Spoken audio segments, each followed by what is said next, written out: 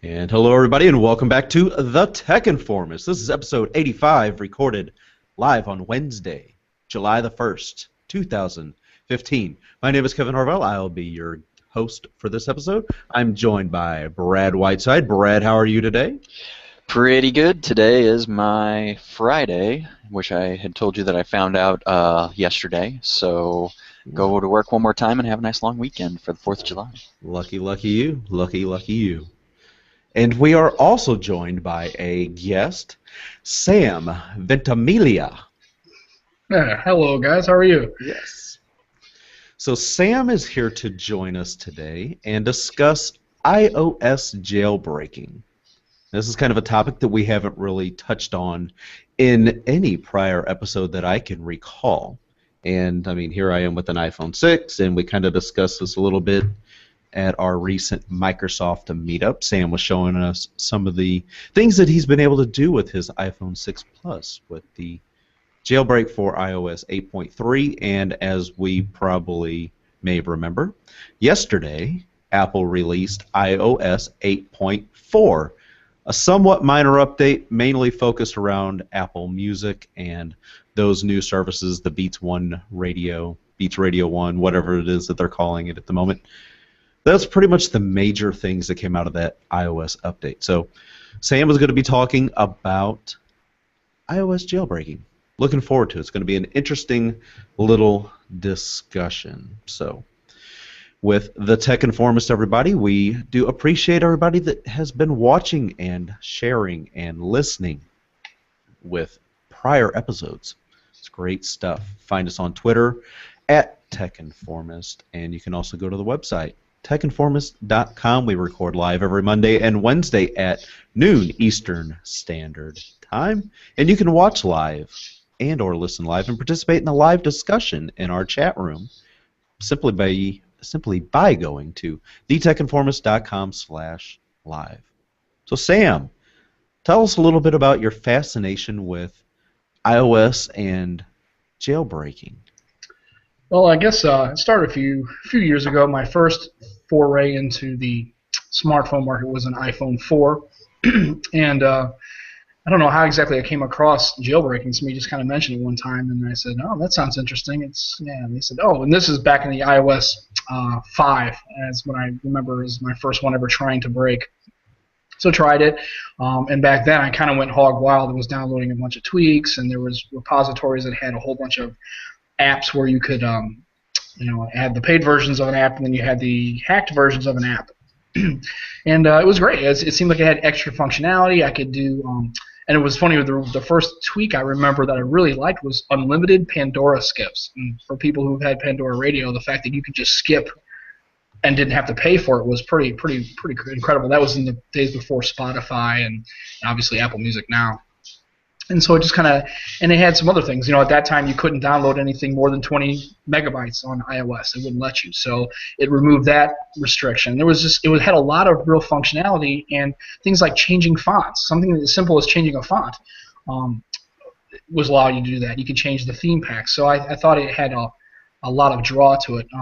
I've always kind of been a person who likes to tweak and kind of get into devices and that kind of thing. So it started from there, and then I had my first major mess up. I downloaded an app, and actually I think whoever coded it kind of had a joke with it and says, "You've downloaded the pirated version of this app, and now, ha ha ha, joke's on you." And all of a sudden it bricked the phone.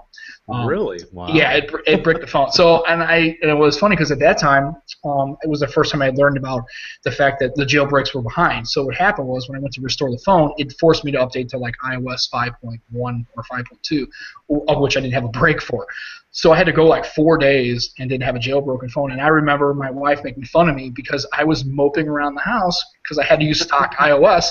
And she actually was like, "God, I wish you would just get a jailbreak because you're actually really upset about it." And it was like, and I thought to myself, I'm really not. I don't own any Mac devices. I don't.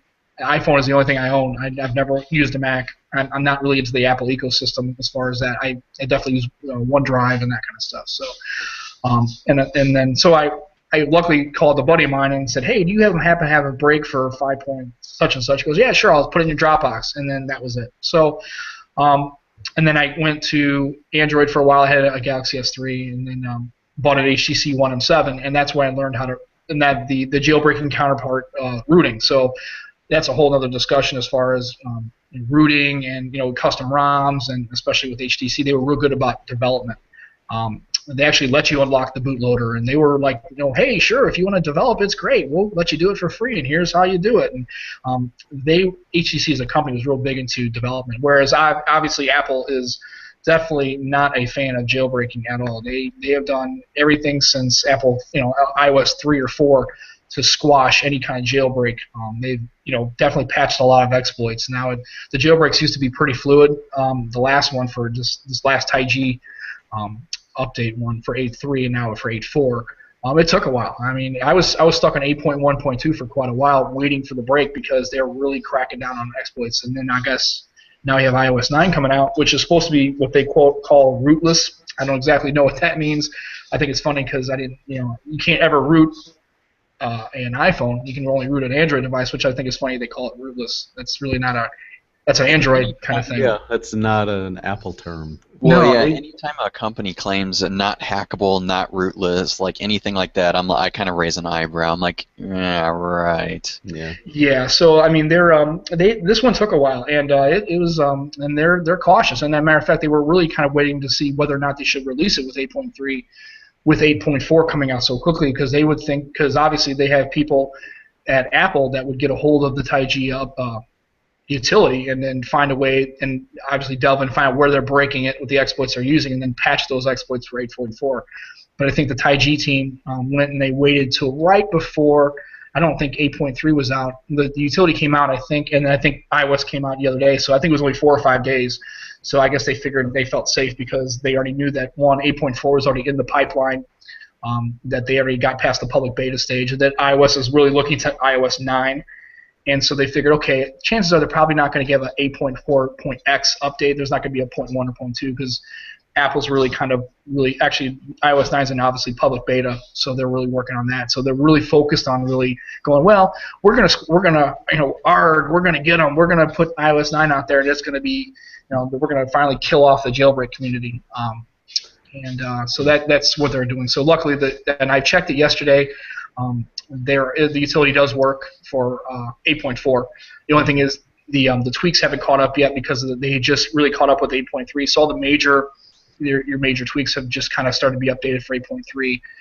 I don't think that's going to be a problem because there really isn't a lot of code difference between 8.3 and 8.4 really, and none of the jailbreaks going to revolve around the new Beats Radio or the new Apple Music app. So really, they're really worried about just getting that done and kind of tidying up their updates for 8.4 until iOS 9 comes out, and then it's going to be a wait and see game as long as the TaiG and there's another couple of groups that they get together and they come to powwows and try to find utilities, and they're going to work on the exploits. They're already working on the public beta now for 9.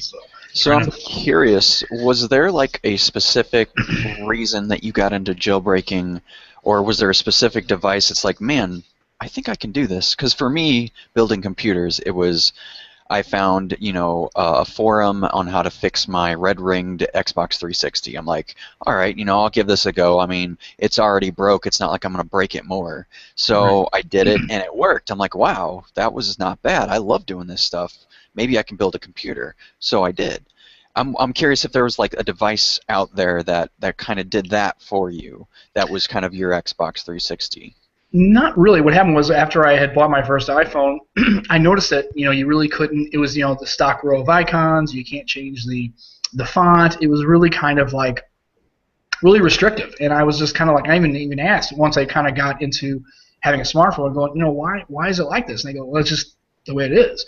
And I said, well, that's kind of interesting. I think they would kind of let you have some functionality and some kind of customization ability with it. And he's like, well, if you jailbreak it, you can. And as soon as he said that, I kind of was like, what's jailbreaking? It sounded like, wow, it's like some 007 kind of spy stuff. I'm like, yeah, what do you do? He's like, here's what you got to do. And back then, it was a lot more of an involved process. You had to, a lot of hardware hacking. You had to like put it in DFU mode and had to like unplug and plug in a couple times. Then it was kind of I can tell you the first time I jailbroke a phone, it was a lot more involved than it is now, and it was kind of scary because it's doing a lot of flashing and you see a lot of code and you're thinking, oh man, what am I doing? And back then it was like it was understood that you could easily brick a device pretty much. I mean, and then you were like, okay, now here I am. I bought this $600 phone. And then, of course, they say, if you take it to an Apple store, they're going to go, I'm sorry, because jailbreaking obviously Voids your warranty. it voids your warranty. So you were kind of taking a kind of step off the precipice, as it were. You were going out into the fringe and thinking, okay, but once you did, and you could see the fact that, one, the phone's capable of doing that, and the fact that Apple really could give you that control. And I'm sorry, I still think that an operating system should allow you to change the font. I know it's crazy. I know I can't understand how a font change is a security problem. And I just think kind of like with Windows, you can change the font and whatnot. Yeah, I can't understand why it doesn't let. That's why the draw to Android came.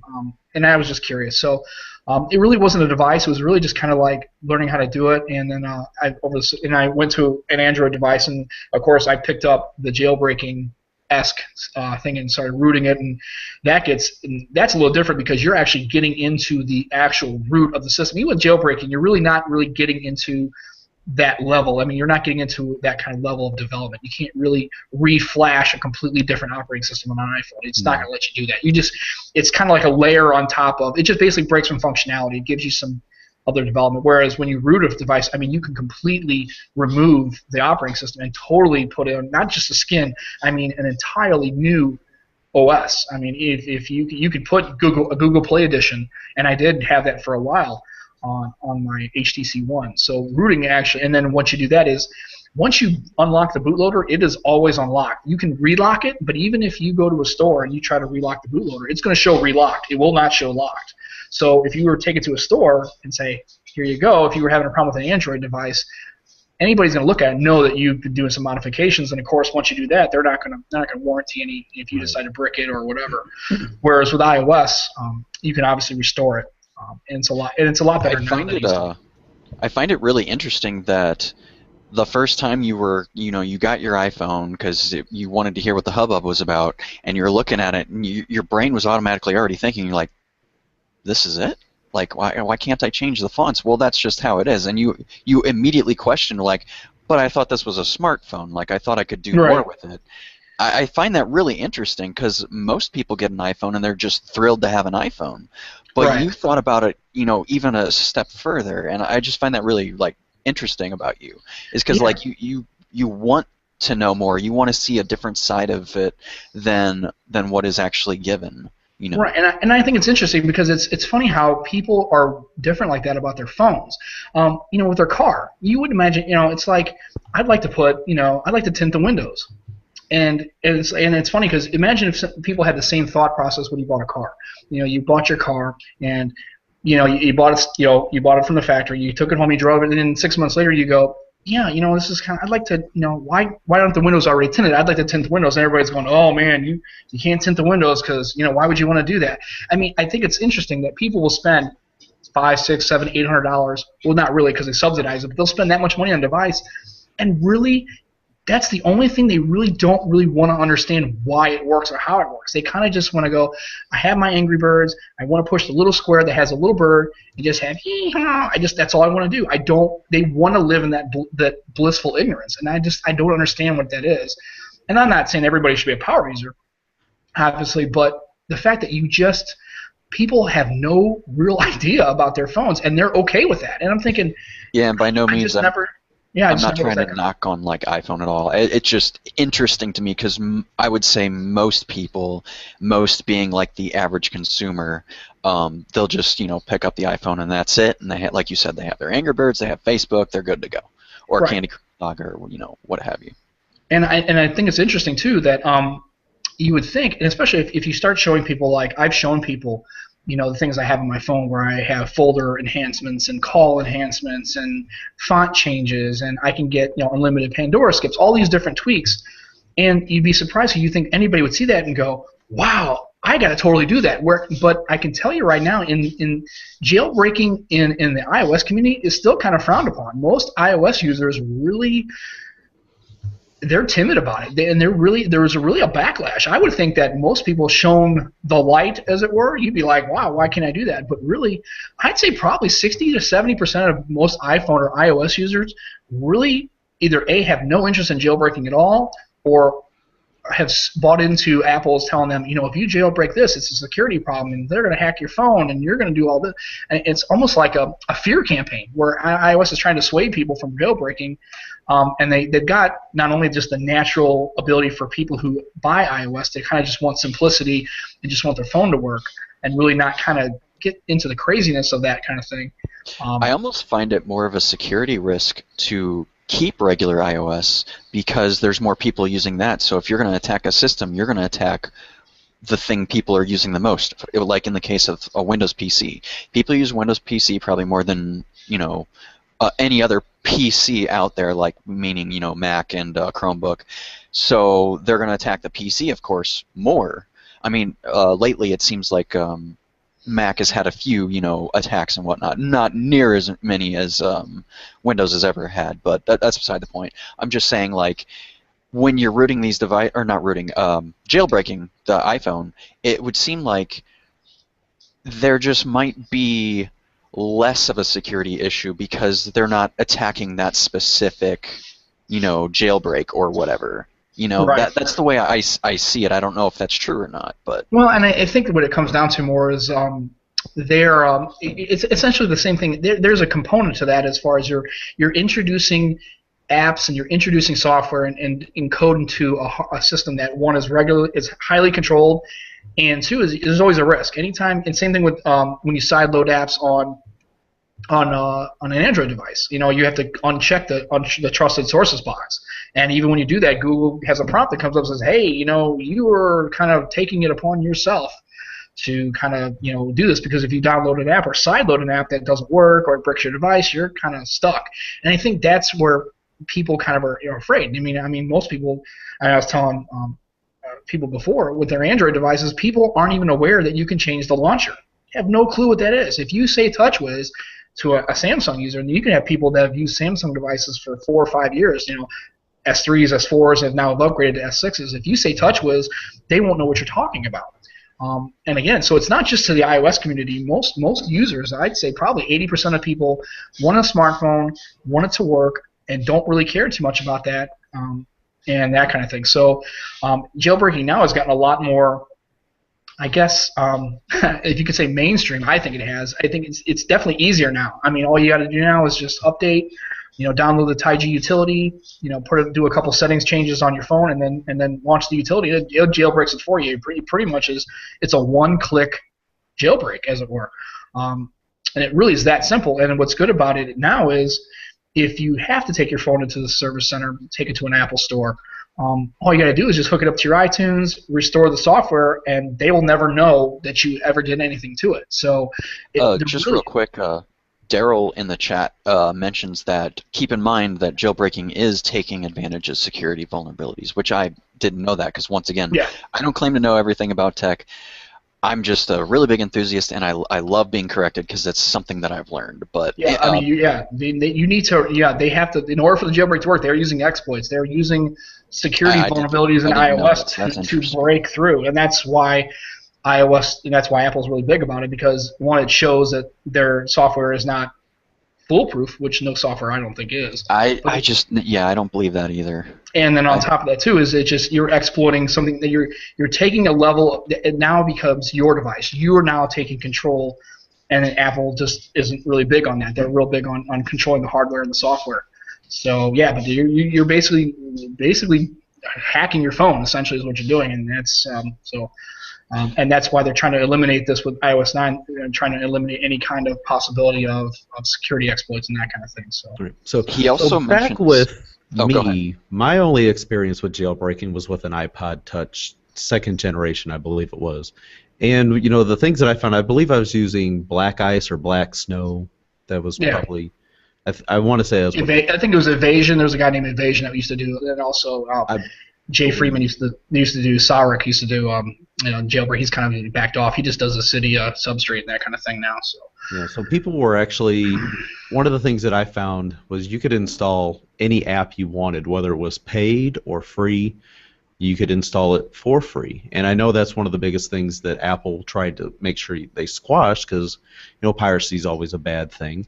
But one of the other things was the jailbreaking community would always give you additional functionality, like You wouldn't need a flashlight app to enable the LED for a flashlight function, Right. or for it to be able to do other functionality that Apple has since implemented into more recent versions of iOS. Swapping out the keyboard, for example, while to an Android user That's a is normal thing. is just old hat. I mean, Right. it's just a thing that you've been able to do for years. You bring up an interesting point, and I don't mean to interrupt, but I feel like in a way the jailbroken community could almost be driving innovations in certain areas, because like you said, like I don't think at first Apple had that flashlight with the LED. Like they had to almost implement that, like force it to do that. Yeah, I mean, And one of but the now number one free apps was a flashlight app. Simply, a Yeah. guy made a lot of money on a flashlight app. A Yeah. lot of money. yeah, so for like these things to happen first in the jailbroken community, and then for them to, because they don't want them to jailbreak them anyway, but then they see that they're doing that, they're like, huh, well maybe if we add this, then they won't jailbreak their phone. Maybe if we add this, they will be less likely to jailbreak their phone. But I don't see that ever going away, because people love to tinker with things, and Oh, I yeah. think that's part of human nature, Yeah, and that's you always want why. to see well, if I can do this, what if I can do this? Yeah, 'Cause it's exactly. not available to a standard iPhone. And, And you like feel we've real talked cool about. because you're like the only one with it. Like, oh man, I'm the only one with this. This is so cool. I mean, some of the stuff, Sam, you were showing off Friday was very impressive. Just Yeah, for sure. swipe down on essentially what's a folder, and it had 4 different apps pop out, north, south, east, and west on what looked like a compass. Like, Yeah. look at that, like quick And- launch and things. And that's the thing too, and I think and to the earlier point, as far as well, I mean, just for another example, I play World of Warcraft, and it used to be all these add-ons and all these maps and Carbonite, and you have all these. Well, now Blizzard paid attention to that, and now they bake a lot of add-ons in. They've actually now, I mean, it was kind of like a fringe thing where like you were basically essentially modifying the UI to do all these kinds of things, and then Blizzard's like, you know what? Let's just go ahead and start embracing it. So a lot of time, it's that kind of thing. And same thing with the CIA. You got guys that hack databases, and what do? They go to the hacker and go, not only are we going to find out what you did, but we're going to pay you a ton of money to not only continue to patch exploits at us, but we're going to use you to do the same thing to attack other systems, either corporate systems or government systems. I mean, that's the way it is. And I think Apple's finally decided, we're going to, they're going to have to address the fact that people are going to want functionality. They want the ability to, like, just a ringtone. I mean, the fact that after all, I have it a is a song, I have a song, I bought it on iTunes, and I can't just apply that song to the ringtone. I have to buy another ringtone that's $1.29, and that's what Apple's kind of their thing is. Same with Lightning Charger. They want to try to tell me that they absolutely had to go, because of the hardware form factor, they had to go to Lightning. Really? That's interesting, because the phones are this bigger, and yet you can't. And now I have to spend $35 for a new charger, when it really doesn't really need to be that way. And I just think that's the way Apple kind of. I hate to rain on that parade, but I feel like they're going to change that charger again, and I Oh, feel sure. like they're going to go to USB Type-C. I feel like Yeah, it everything will. is going to go to USB Type-C, and when that happens, it's going to upset people again, like it did when they changed from the 30 pin to what is it, 6 pin now? Yeah, it's a little lightning charger. Yeah. Yeah. But at least with the fact with the Type C, everything will be Type C. Everyone will have it, and really, so there really isn't. yeah, Yeah. So I mean, I think if that's the case, if you're going to do that and change the standard again and go from Lightning to Type C, the fact that your Surface tablet, the fact that your Android devices or anything else will all be Type C, so you don't have to have 5 or 6 or 10 different chargers. I mean, in my house, I've got 30 pins, I've got micro USBs, Right. I've got Lightnings. I mean, I've got it everything, and I really have to kind of do all that. So I think I actually embracing the Type C thing. I think if that works, I think Apple. But I will think that Apple will be the last one to embrace that, because they traditionally kind of want to establish their own style trend. They're going to want to, if they go to Type C, it's definitely because they're going to see profit, or they're going to see that it affects their bottom line. Well, look at in the case of the new MacBook, I was very surprised to see them with a Type C on it. Not only already, but it's Apple. I mean, they kind of do proprietary things. Nothing to knock against them, because Microsoft has done proprietary things themselves. But I just, I definitely see a lot of devices moving in that direction, being as, you can use Type-C for so many different things. It just makes sense to go in that direction, because it gives you more functionality. with having kind of the same concept behind it. Right. And I think that's what people ultimately want. I think that's the reason why iOS has such a draw, because of the fact that you can do all these things. I can get an app that this, and I can get an app that does this. And I think the functionality is people want the ability to, add a ringtone on the fly, or have, in the case of Android, USB OTG. You don't have that, where you can take a thumb drive and take a USB to micro USB converter and just plug a thumb drive and have all that extra storage. I can take a 32 gig flash drive, plug it up to the bottom of my HTC One. Matter of fact, when I used to switch ROMs quite a bit, I actually had baked in saved ROMs on a flash drive, and I would just plug it in. I'd fire up my utility. I used to use Clockwork Mob, and then I used Twerp as the recovery. Flash a new ROM, start it up, and I could literally change my operating system on the fly, as it were, and had a whole bunch of baked-in stuff. And I think obviously I'm kind of in the minority. I don't think most cell phone users are going to go that far. But the fact that you can do that, like having, and the knock against jailbreaking was, it's more system restrictive. I mean, it's going to burn a bunch of, you're going to have all these problems with using more data, or, locking up more of your RAM, so it'll be power inefficient. Whereas actually they have managers where you can do things like turn off all the radios. You can put it into essentially a Samsung power saving mode. There's tweaks for that. I mean, if you can actually, I would argue that you can actually get more battery life out of a jailbroken iPhone than you could a standard stock iOS, because you have the ability to go in and throttle those processes where iOS won't let you.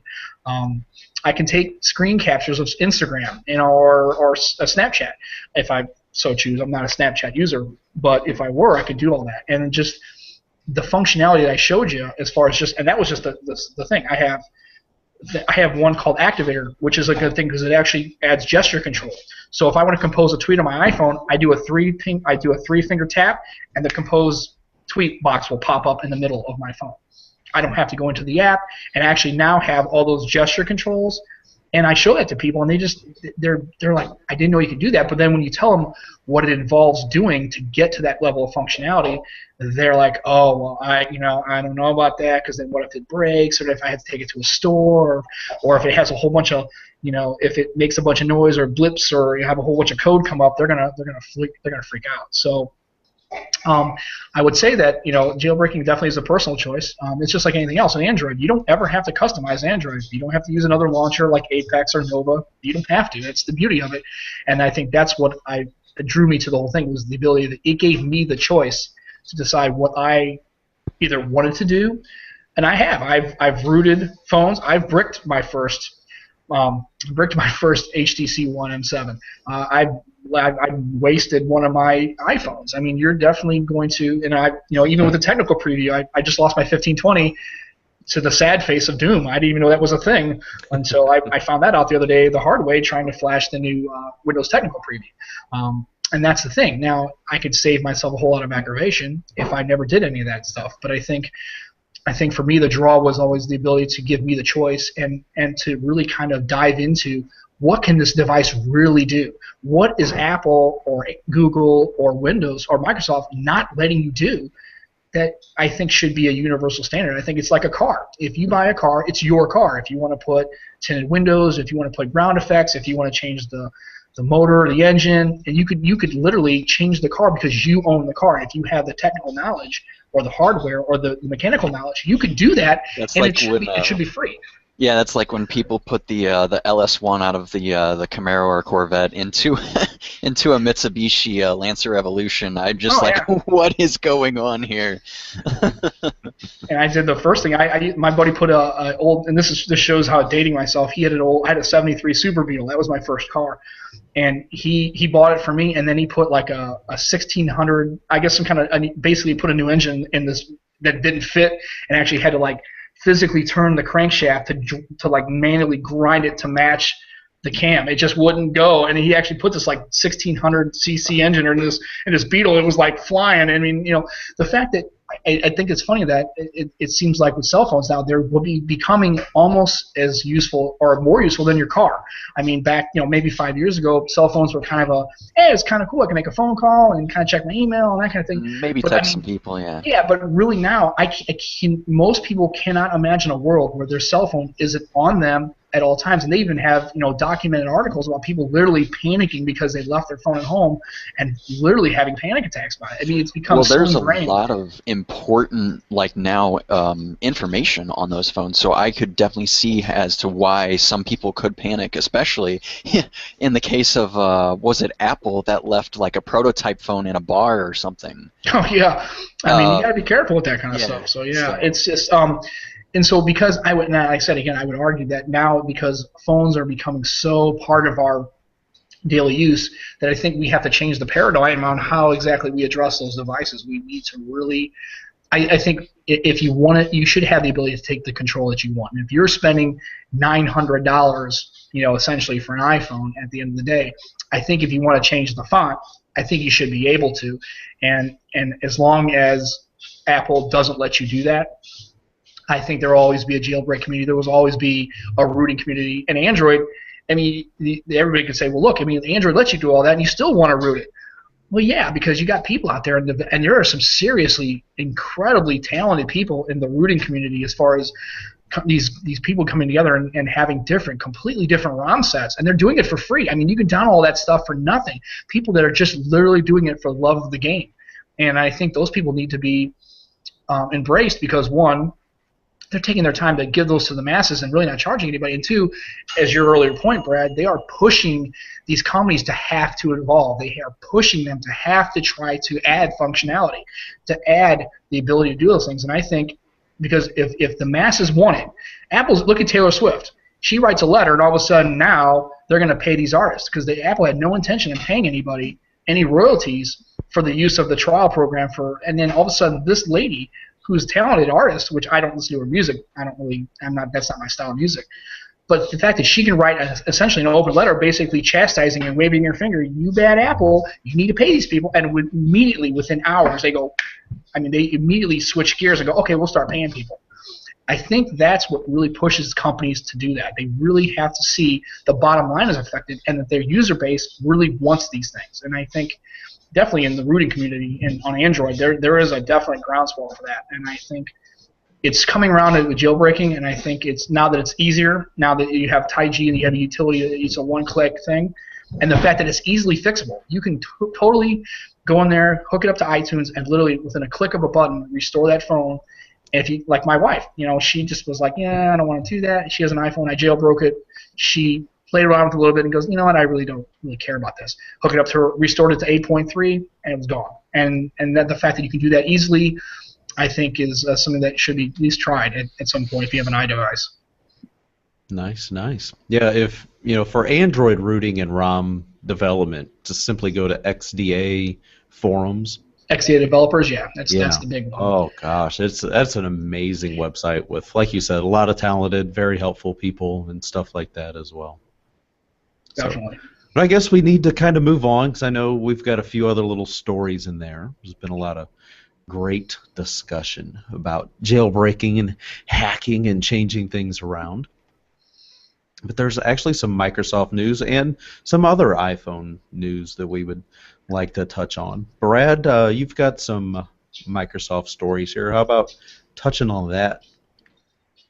Yeah, so I don't know if anybody has looked at the news too lately about Microsoft, but if you have, you might have noticed a few stories coming out about, like, oh goodness, what is that? A Microsoft nerd had a few tweets saying how they're going to abandon Windows Phone and only support Android and all these crazy talks. And Daniel Rubiano from Windows Central, I almost said Windows Phone Central. Windows Central. Who's Daniel Rubiano? I've never heard of him. Yeah, he's just this guy. He writes a few things from this website you may or may not have heard of, Windows Central. I know him as Daniel Rubino. Yeah, that's it. That's the guy that I know. That guy, I'm a little illiterate, but that's okay. You're tired, probably. Anyway, he wrote a great article, and to his point, I don't see Windows Phone going anywhere anytime soon. Now, maybe this isn't, say, 5, 10 years down the road, they finally decide to axe it. But for right now, I think they're all hands on deck. They're wanting to push this out there. I mean, have you seen the stories, just out of curiosity, Kevin, from Microsoft Nerd, or at Microsoft Nerd on Twitter at all? No, not yet. You've got this link here, and I'm kind of like scrolling through it now.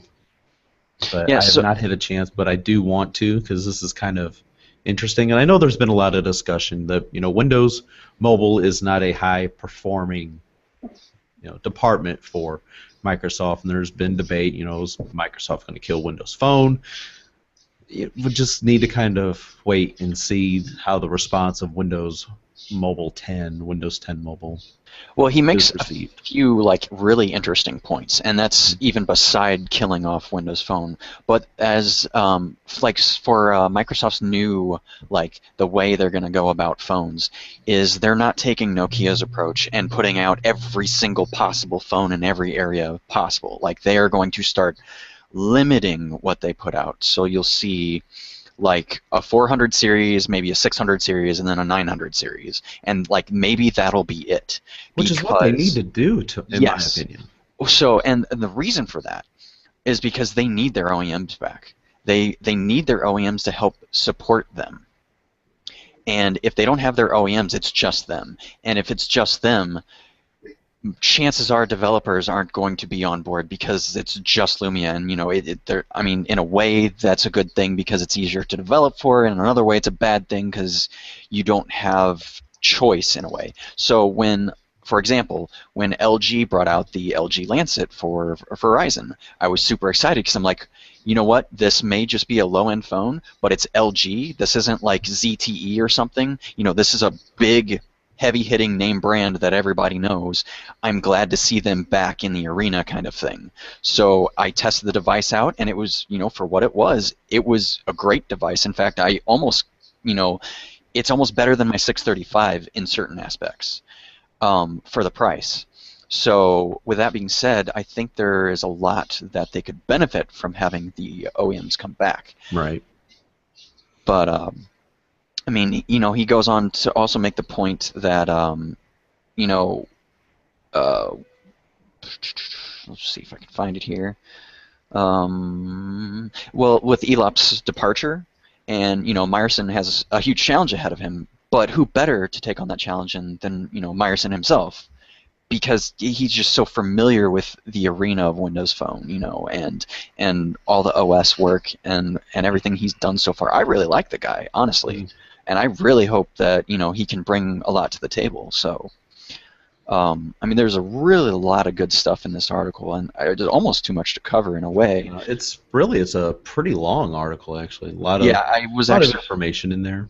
I was reading this before I joined the chat earlier this morning, but this was what I was trying to focus on because it really excites me because he makes really good points as to why Microsoft would be silly to drop Windows Phone right now, right. Especially after announcing at Build, universal apps, but then axing Windows Phone. That kind of would raise an eyebrow to OEMs and to developers, well, they're not supporting it, so why should we?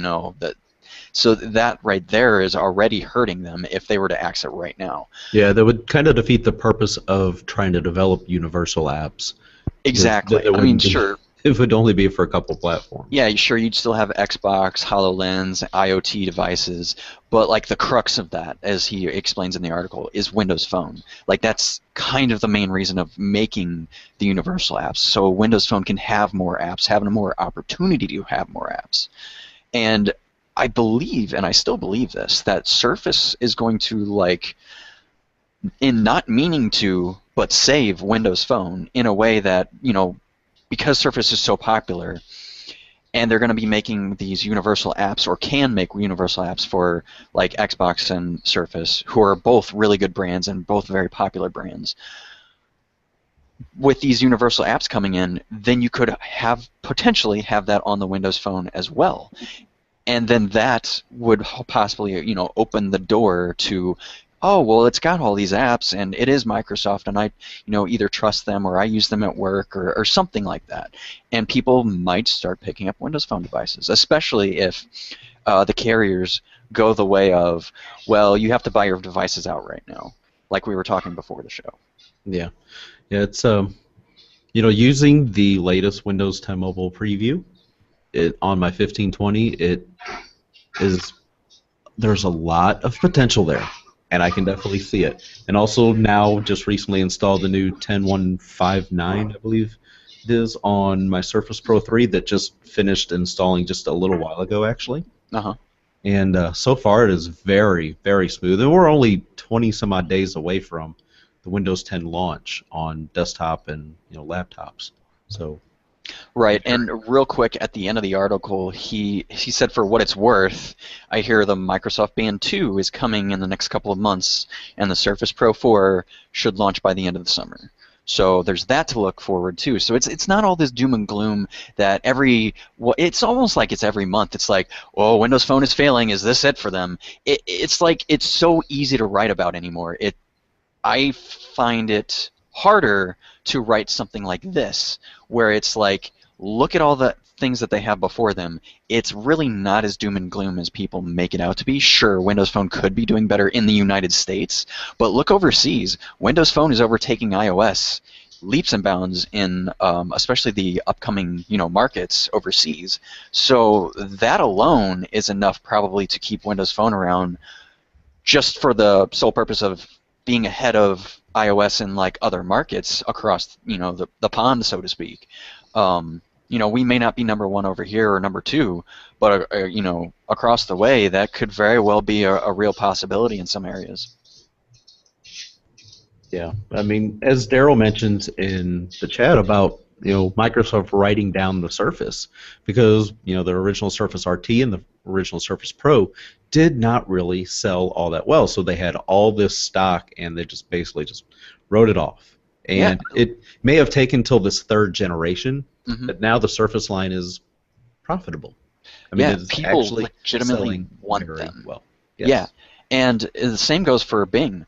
Bing wasn't profitable till what, last year or this year? I mean, just now became profitable. That's crazy that they held on that long, but now it is, and it's a profitable thing for them. And now it's part of all these different services. They just can't, write it off or get rid of it now, because it's part of Cortana. It's part of Xbox. It's part of all these different things now. And I feel like Windows Phone will just be that another, brick in the brick and mortar, wall of devices and things that they have. It's almost, especially going forward with how everybody wants to be mobile, it's just that one thing that is going to definitely need to be there for Microsoft to succeed in the future, I think. Right. So, and the next story that you got here, you've got Microsoft in talks with AMD. Since you're a big computer hardware guy, talk a little bit about this. Yeah, so, well, the reason I wanted to put this in here is, we had already, I don't know if we did or didn't. So they spun off a few services and whatnot of Bing Maps, like the imaging services and whatnot. Because so there was a big long letter that they found that created all the doom and gloom around Windows Phone, because they thought that they were getting rid of Windows Phone, but turns out that it might have really just been a few other things. But the same day, they also brought out, hey, Microsoft might want to buy AMD. And if you think about it, it almost makes sense. Because so for instance, Xbox One uses an AMD chip. They have sold approximately somewhere around 12 million, maybe more, whatever, Xbox Ones. And with each Xbox One they sell, that's $100 they give to AMD. And if they were, like I said, sell about $12.6 million, that's $1.26 billion they've already paid for AMD chips.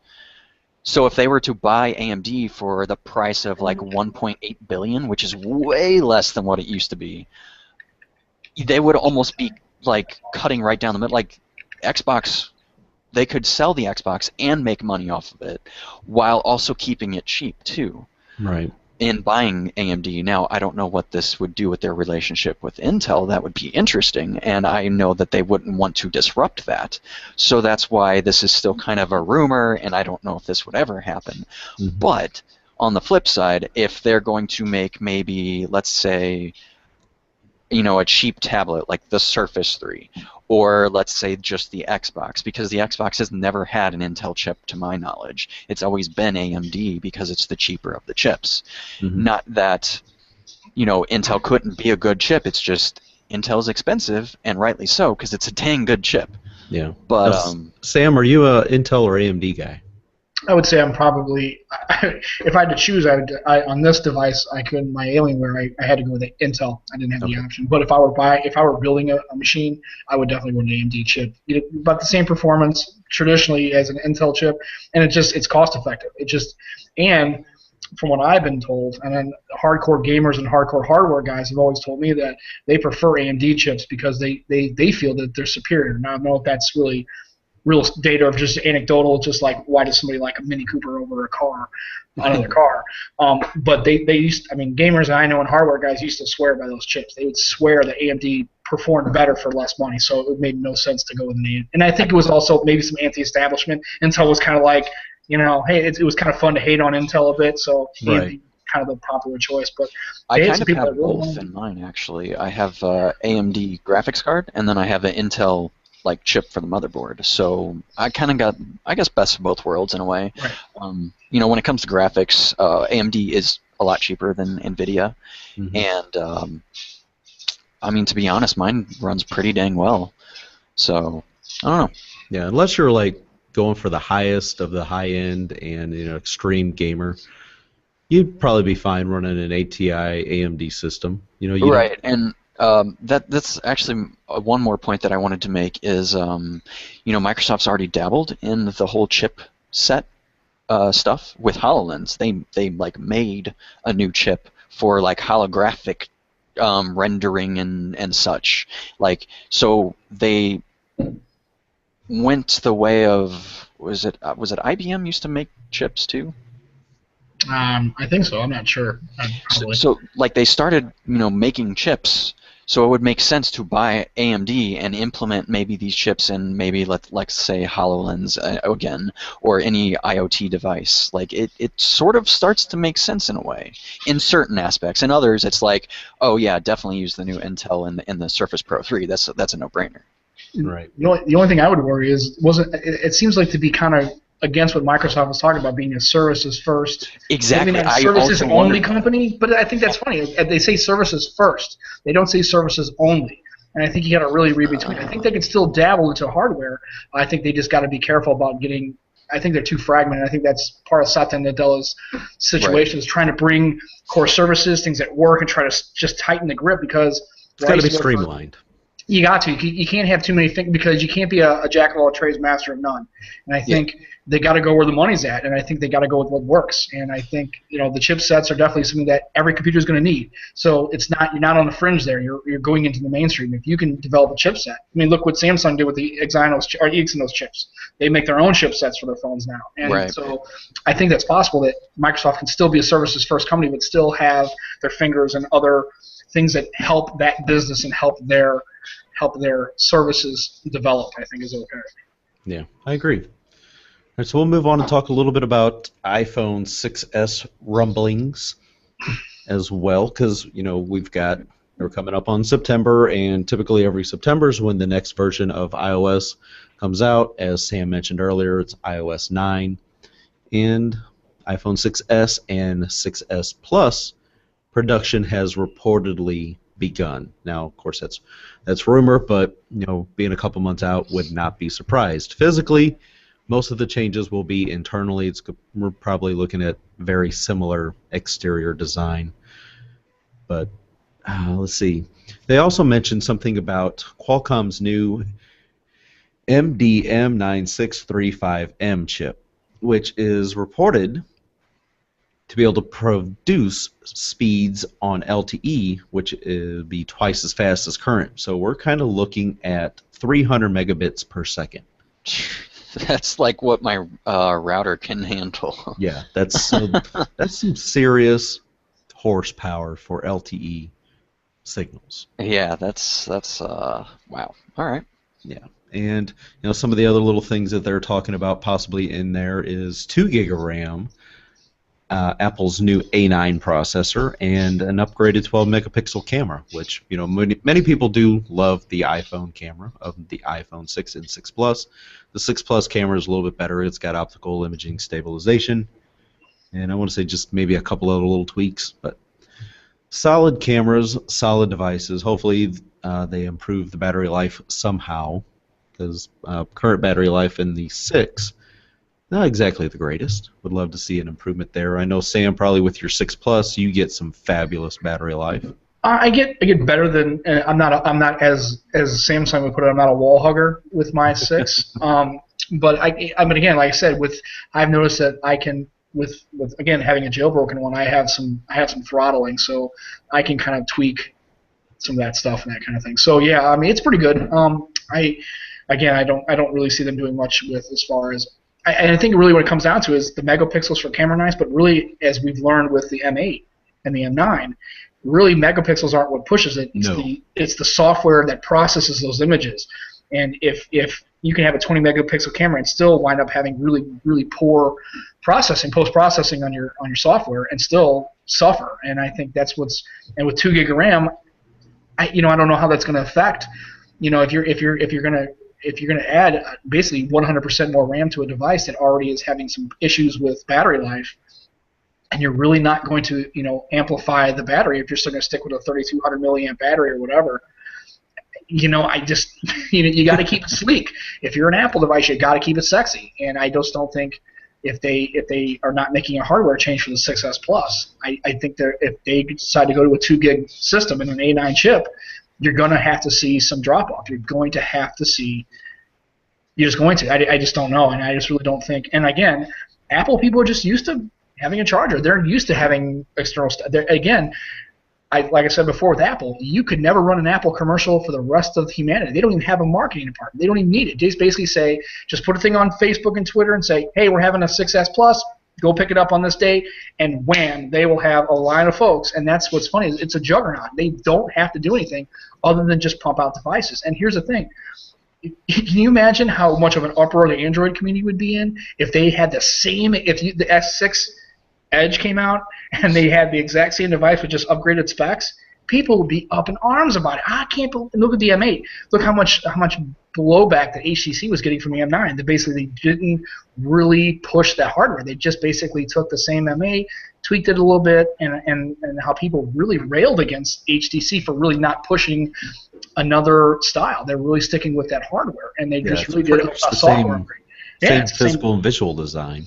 Right, and I think it's funny how it's interesting how Apple can get away with that, and other OEMs can't even possibly get there. They have to always be pushing it, and when Apple does, it's like it's not innovative. It's just the metal chassis was done there, been there, done that. But all of a sudden, when Apple does it, it all of a sudden becomes now that's the push. They're the industry driver, and it's just really weird. The whole culture behind iOS and Android and Windows Phone and what the user base really wants as far as the design and what they're willing to deal with. I don't think most Apple people even know there's a gig of RAM in their phone. They don't even care.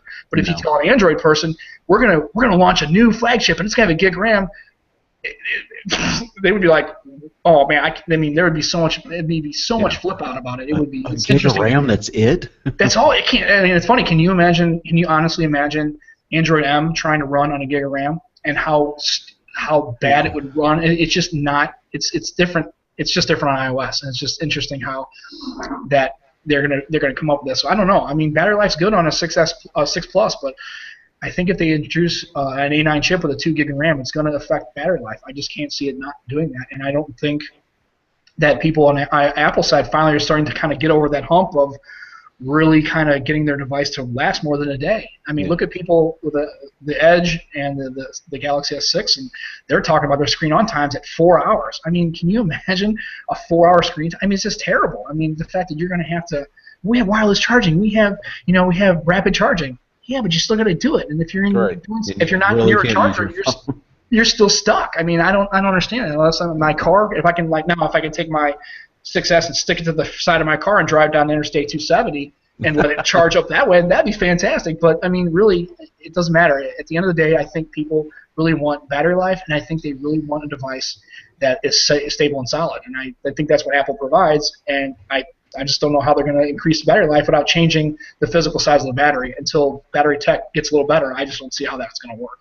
Right. Daryl mentions that the Apple fans are like Honey Badger. They don't give an F. Yeah, I mean, and it's funny. They're like I was saying before.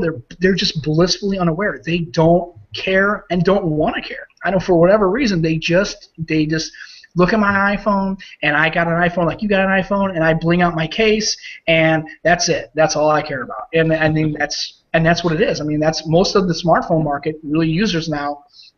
We're seeing that it's really, people have really picked up, and everybody's got a smartphone. And I think over the next 5 years, you're going to see people get bored of it. They're going to want something that's going to, and just changing hardware and adding some specs is not going to be enough. The fact that they're going to have some homogeneity. Now you've seen with Windows 10, it's starting to kind of shift into more of that kind of the iOS and Android, and people are even upset about that. The fact that you're losing that Metro design, and they're kind of starting to homogenize the way these operating systems look and feel. That I found out a little while ago. I believe it was Windows version 3.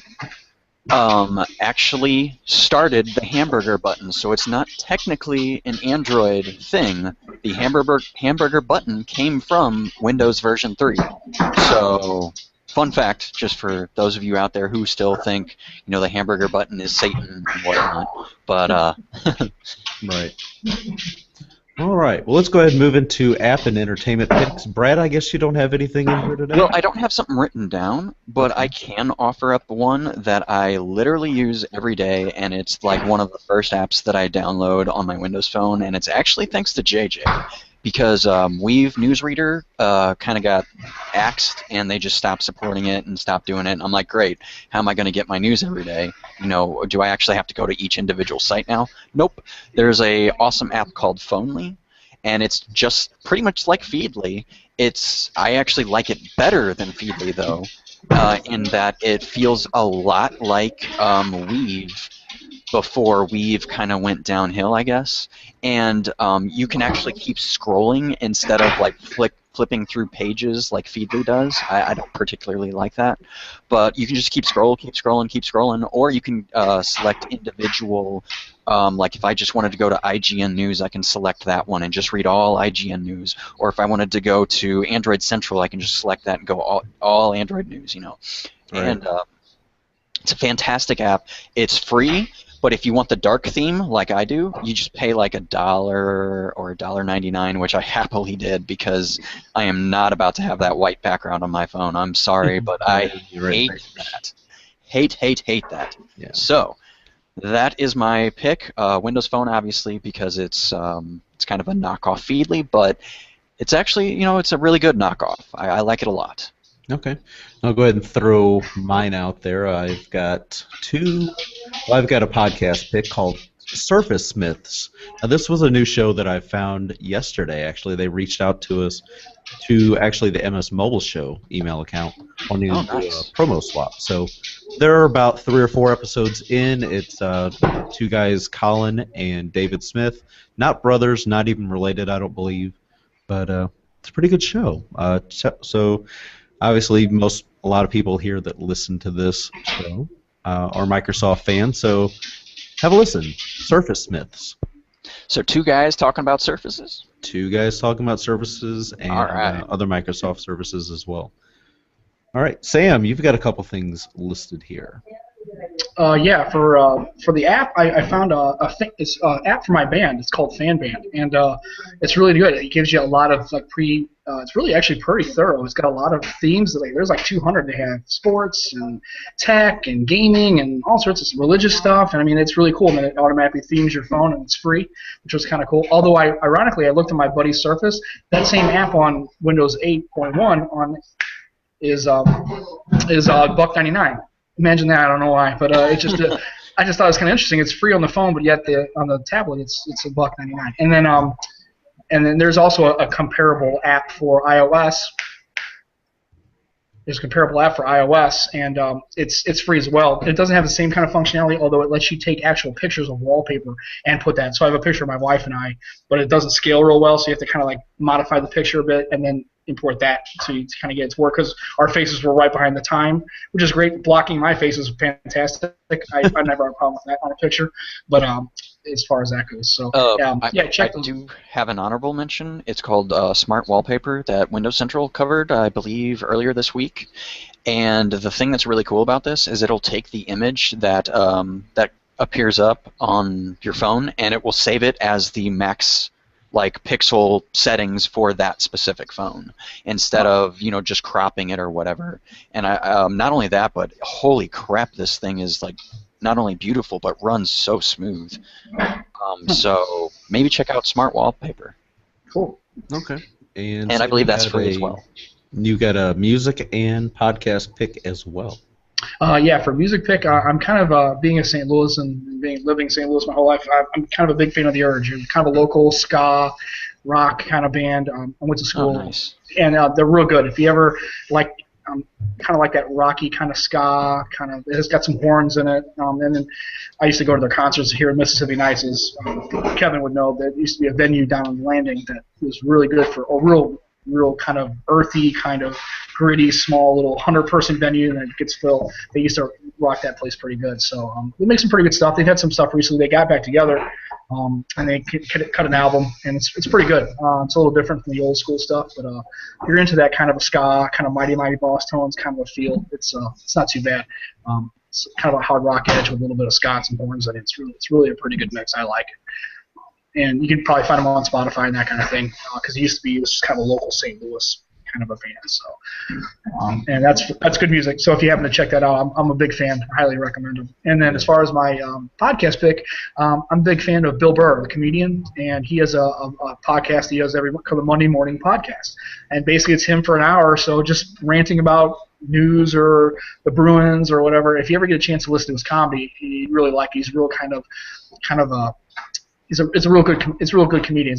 I would almost call him the grumpy cat of comedy. He's a real kind of, not Louis Black, he doesn't have the same kind of biting kind of sarcasm, but he definitely kind of looks at people and he looks at situations and definitely doesn't really like humanity for the most part, and sees them in the way kind of thing. So you ever get a chance to check him out, but the podcast is good. It's just him, usually at his house or on the road. It's definitely not the greatest audio quality, because I think he's just doing it with his laptop. He's not really big into the audio quality. It's just really him taking 45 minutes to just basically rant about sports or news or whatever is going on. So it's a pretty good thing. Usually about 45 minutes, and it's a good read. If you want to laugh and kind of, if you're a fan of his comedy, it's definitely something you should check out for sure. Oh, real quick before we wrap up, we usually talk about Twitter tags. I was just curious, where does 20 miles 75 come from? Oh, okay, yeah, and it's funny because that's also my Xbox Live. Yeah, I noticed that. Okay, all right. So, and it's funny because I get that all the time. I don't know how much I get hassled, like, oh, what's 20 miles? And then I get flamed, in groups. I don't know why. Actually, my last name is Ventimiglia. In Italian, it actually means 20 miles. Venti is 20, Miglia is miles. So nice. And 75's the year you were born. And 75's the year I was born. So so that's kind of how it kind of went that way. That's really cool. Really cool. And it was funny because my buddies just called me 20. That's just what they call me. So I'm like 50 minus 30, so I'm like not even close. I have no rap game. I have no flow or anything like that. So I'm just 20. So I actually started that a long time ago. So if he wants to send me some royalties for using like a numbered thing to be called something, he can kick those my way.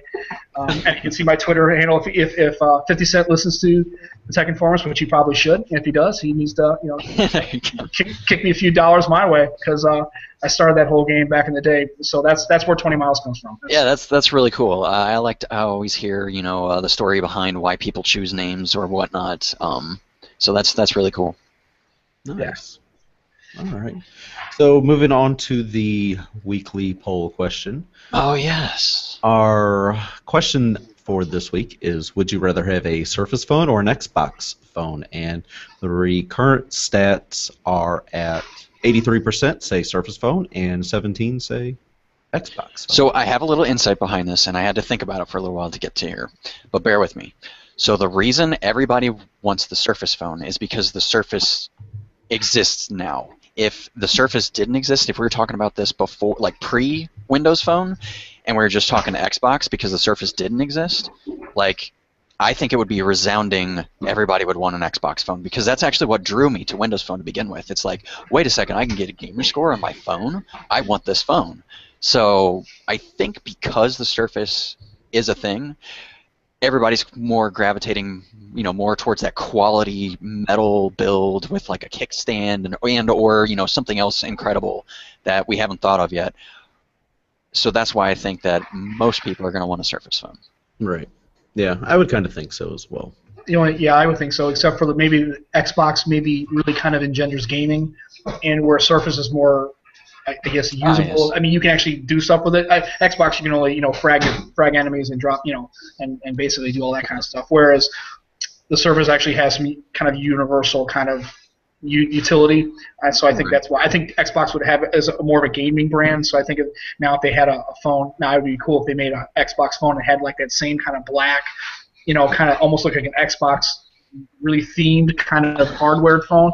I think that'd be pretty wild. I think Microsoft really should take one of their Lumias and make an Xbox version of a Lumia, and not just make a paint job, but I mean really kind of get really gritty with the Xbox, an actual Xbox modeled phone.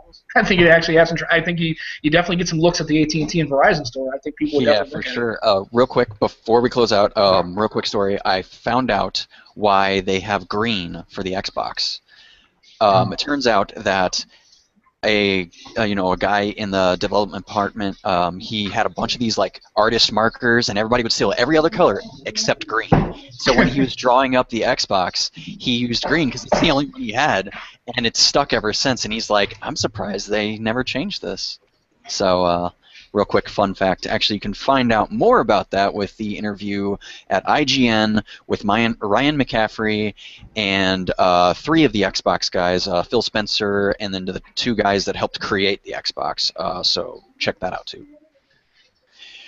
And I think Kevin just ran away because we were talking too much. I think it took his thunder. I apologize, like I said. So but yeah.